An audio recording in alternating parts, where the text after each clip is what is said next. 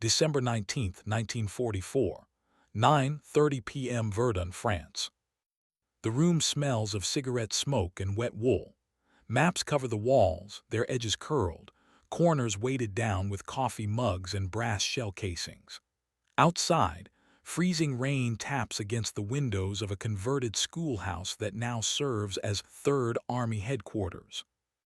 General George S. Patton stands stiffly at the center table, helmet still on, riding gloves tucked under one arm. His ivory-handled pistols hang heavy at his hips. The room is full of senior officers, corps commanders, staff planners, intelligence men, all exhausted, all silent. No one is sitting. You can feel it before anyone speaks. Something is wrong. A staff officer steps forward, his voice tight. German armored columns have punched through the Ardennes. Entire American divisions are falling back. Communications are broken. Roads are choked with refugees, wrecked trucks, retreating infantry. The Germans are moving west faster than anyone believed possible. Bastogne is surrounded. For a moment, the only sound is the rain. This isn't supposed to be happening. The Germans were finished, or so everyone thought. Their fuel was gone, their reserves shattered, their air force broken. And yet here they are, smashing through the weakest part of the Allied line with panzer divisions that seem to have appeared out of the forest itself. Some officers glance at the maps, others stare at the floor. Patton doesn't. He studies the Ardennes like a chessboard, eyes sharp, jaw set. He already knows what this means. He has known for weeks. Because Pat never believed the war was almost over. Weeks earlier, he had warned anyone who would listen that the Germans would strike back, not where they were strongest, but where the Allies least expected it. Bad weather, thin lines, forested terrain, a desperate gamble. Now that gamble is unfolding in real time. And Bastogne, a road hub so vital it controls movement across the Ardennes, is about to be crushed. An officer finally breaks the silence. "Sir, if Bastogne falls..." Patton cuts him off. "It will not fall." The words land hard, not loud, not dramatic, certain. But certainty doesn't change reality. Bastogne is encircled. Snow is falling. Supplies are low. The 101st Airborne is trapped with no tanks, no air support, and barely enough ammunition to hold another day. Everyone in that room understands the problem. Patton does too. The 3rd Army is facing east. Its corps are deployed along the Saar, engaged with German forces miles away. Tanks are dug in. Supply lines are oriented forward. Orders have already been issued for continued offensive operations. To reach Bastogne, Patton would have to do something no modern army had ever done in the middle of a major campaign. Turn the entire army north. Not a division. Not a corps. An entire armored army, 3 corps, hundreds of tanks, tens of thousands of vehicles, pivoted 90 degrees in the dead of winter, on icy roads, through traffic-choked countryside, and attack within 48 hours. Most generals wouldn't even suggest it. Patton has already planned it. He turns to his operations officer. "How soon can we attack north?" The officer hesitates. "Sir, we're not oriented that way. It would take..."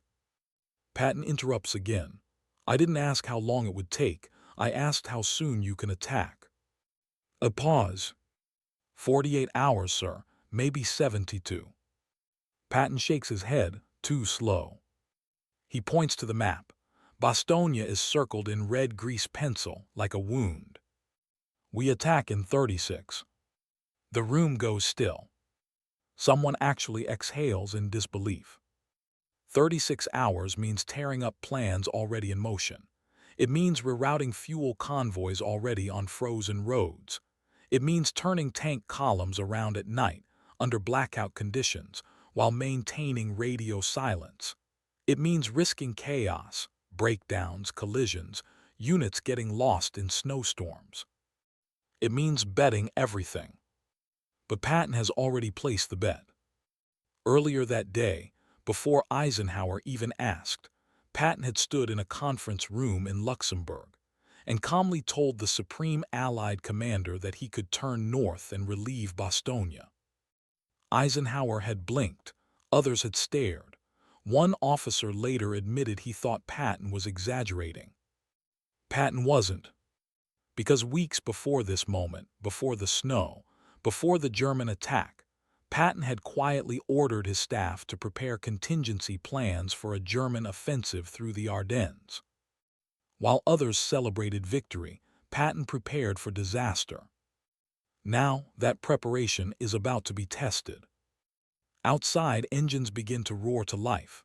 Orders ripple outward, coded messages, shouted commands, hurried map checks under dim lights. Tank crews scrape ice from hatches. Drivers curse as engines cough in the cold. Columns begin to turn, headlights dark, taillights hooded. Somewhere to the north, German commanders are studying their own maps. They believe they have time. They believe the Americans are disorganized.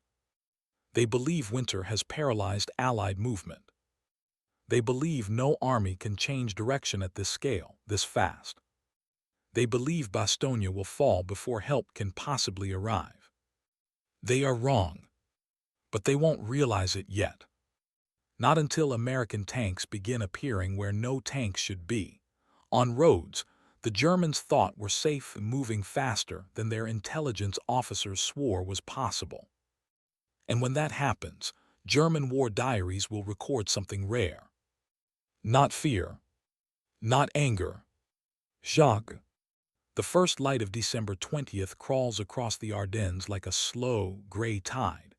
Snow crunches under tank treads and half-tracks, slicking the narrow roads with ice. You can almost hear the metal groan of armor as the Third Army begins its impossible pivot. Patton rides at the head of the column in a staff car, pistol holstered, helmet low against the wind. His face is sharp, eyes scanning every bend in the road. Around him, officers shout into radios, trying to coordinate units that were never meant to move north this fast. Truck convoys, ammunition carriers, and artillery pieces struggle to keep pace. Engines stall, cables freeze, and men curse under their breath. But Patton doesn't flinch. Not once. Each mile north feels like moving through a nightmare. Roads designed for local traffic are jammed with displaced civilians, abandoned vehicles, and the occasional smoldering wreck. Tankers skid on ice, their treads clawing for traction, while engineers hastily build makeshift bridges over streams that swell with snowmelt. Every obstacle threatens to halt the advance. Yet against every expectation, the army keeps moving. Meanwhile, in Bastogne, the trapped 101st Airborne is holding the perimeter against relentless German assaults. Artillery shells crash through the forested hills surrounding the town. Snow mixes with smoke and dust, coating paratroopers' helmets in gray paste. They are running out of ammunition. Food and medical supplies are dangerously low. But every man is still alive, still fighting, still believing that help will come. Back at German headquarters, Wehrmacht officers are poring over reconnaissance reports, convinced that the Americans are disorganized and scattered. They see columns of tanks moving, but they assume it's a diversion. No general could possibly redeploy a whole army in the middle of winter, they tell themselves. Bastogne is doomed. They are wrong. Patton's staff has solved every logistical nightmare in real time. Fuel is rerouted from supply depots. Artillery and anti-tank units are shuffled to cover critical road junctions. Engineers break through frozen mud and snowdrifts. Radio operators keep channels alive despite constant German jamming. Every unit knows the plan. Every officer trusts the next. And yet, nothing about this maneuver is safe. Every mile traveled north exposes the Third Army to ambushes, mines, and enemy reconnaissance. Any mistake could turn the pivot into a catastrophe, scattering tanks and men into the snowy Ardennes. At 2 p.m., just 48 hours after Patton issued the orders, the first armored reconnaissance units cross a ridge overlooking Bastogne. Through binoculars, Commanders spot the encircled paratroopers waving desperately.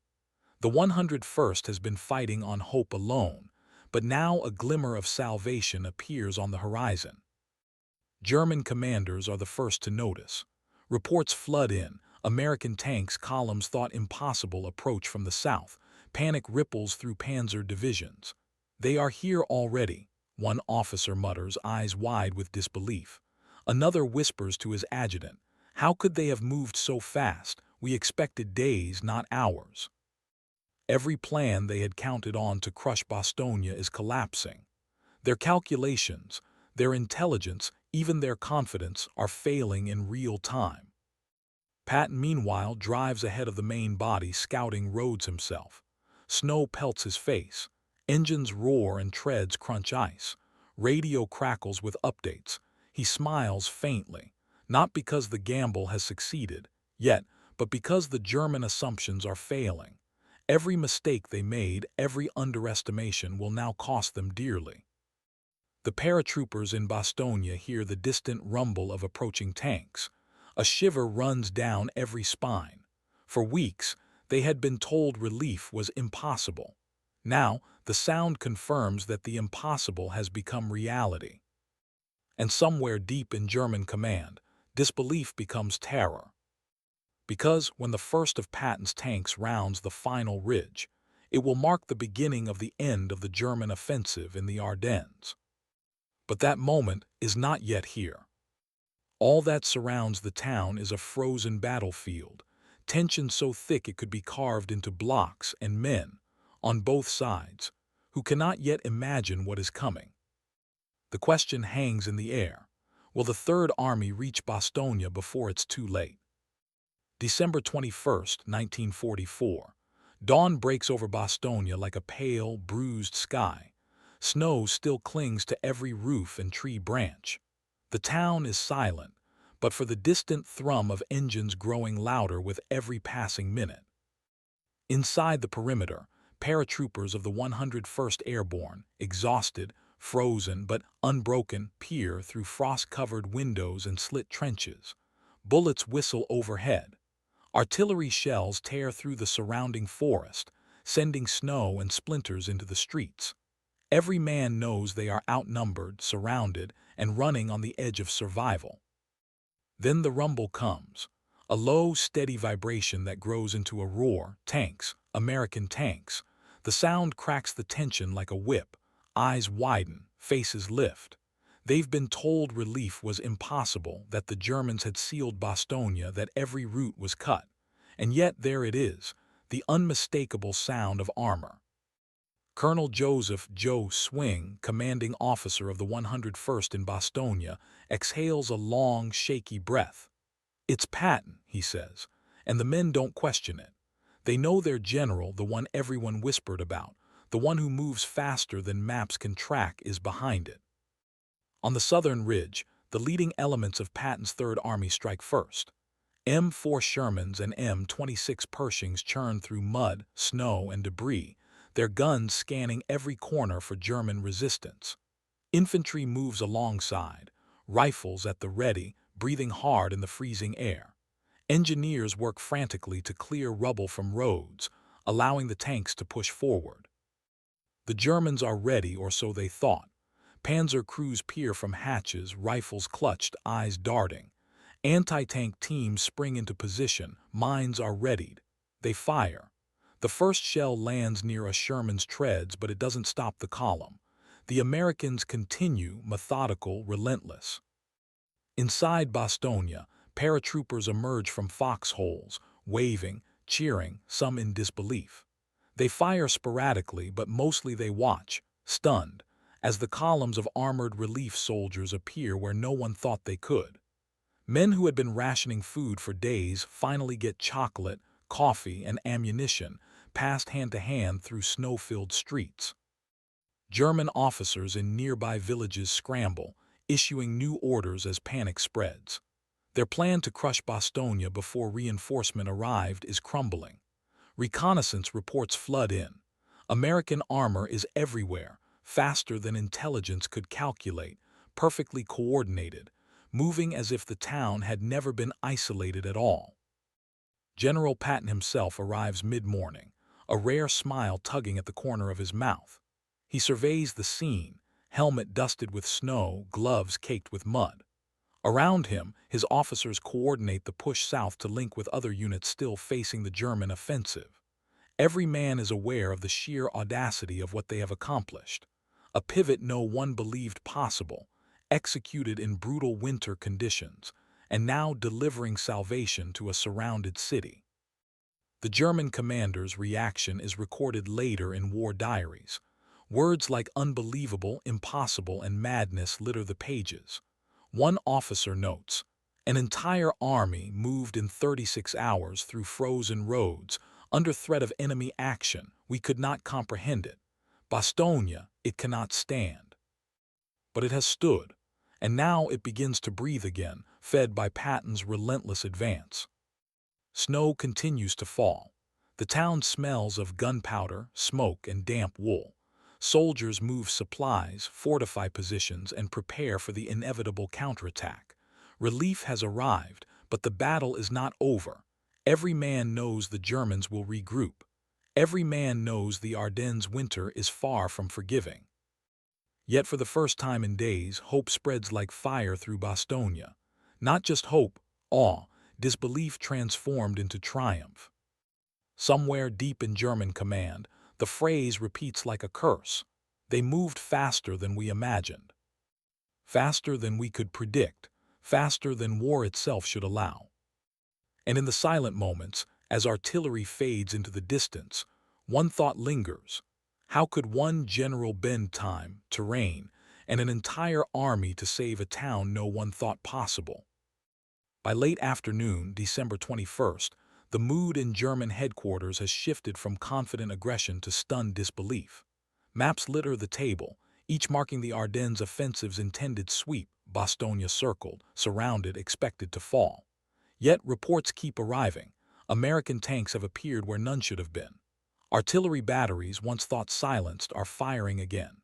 Radio chatter confirms the town is alive, resupplied, reinforced. General Heinrich von Leutwitz, commanding the German WWII Panzer Corps, slams his fist against the oak table. How did they arrive so fast? His adjutant swallows hard. "Sir, they pivoted the entire Third Army north through snow, over frozen rivers, through roads we thought impassable." Von Leutwitz stares at the reports as if he can will the columns to vanish. He's trained his entire career to read enemy movements, predict the impossible. But Patton's maneuver defies every calculation, every doctrine, every instinct. "Impossible," mutters another officer, a colonel in the intelligence branch.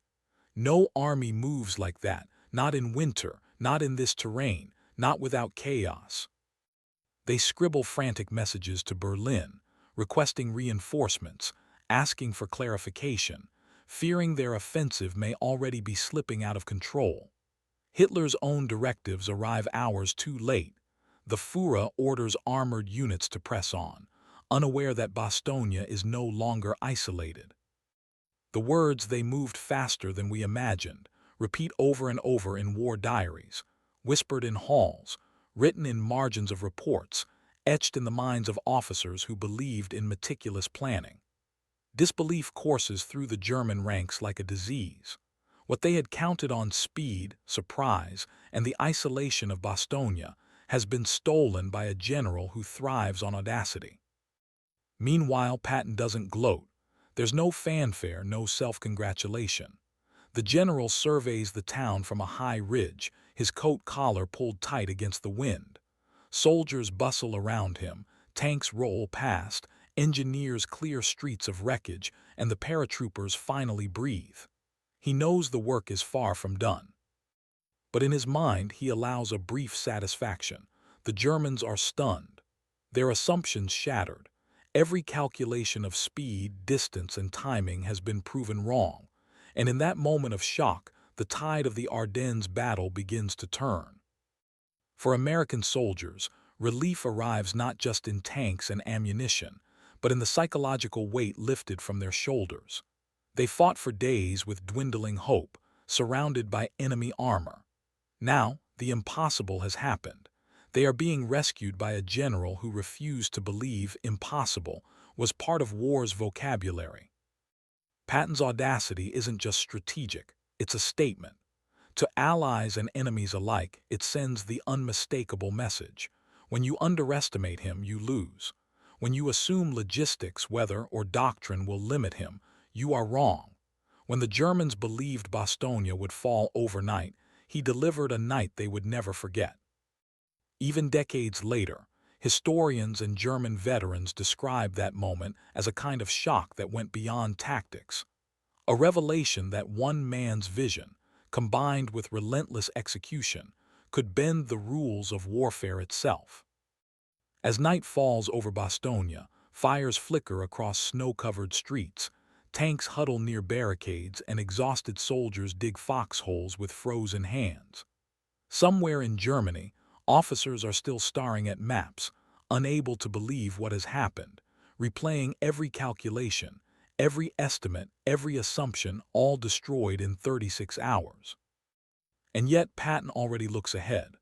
The Third Army will continue its push, connecting lines, chasing retreating German units, and turning the Ardennes offensive from a desperate German gamble into an Allied victory. Bastogne is saved, but the larger battle is far from over. One question lingers in the icy Ardennes night. What other impossible feats might this general attempt next? December 22, 1944. Morning fog drifts over Bastogne, curling around tanks and rooftops like ghostly fingers. The 101st Airborne digs in, resupplied, reinforced, and still wary.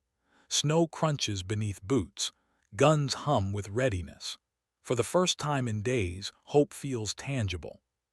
Patton's Third Army doesn't pause.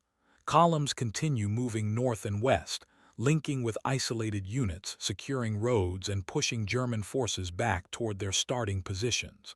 The pace is relentless, almost unnatural. 36 hours ago, this advance was considered impossible.